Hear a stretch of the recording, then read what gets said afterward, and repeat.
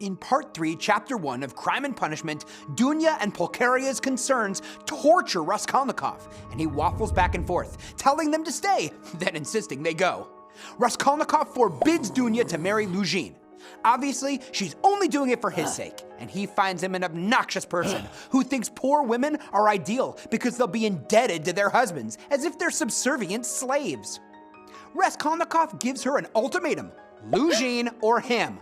Razumikhin convinces the women to leave to keep Raskolnikov calm and give him some space, for he is clearly still ill. He promises to bring the doctor to check on him.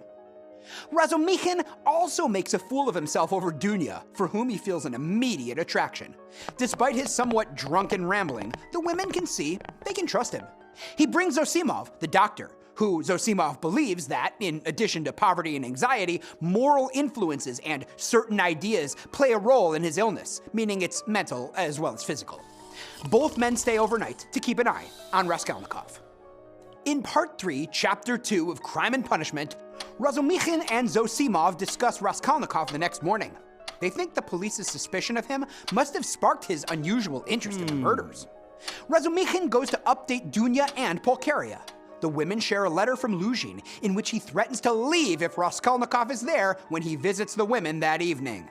He also inaccurately claims that Raskolnikov gave all his mother's money to Sonia, a girl of notorious behavior. Luzhin's letter reveals he is not just vain and shallow, but also arrogant and manipulative.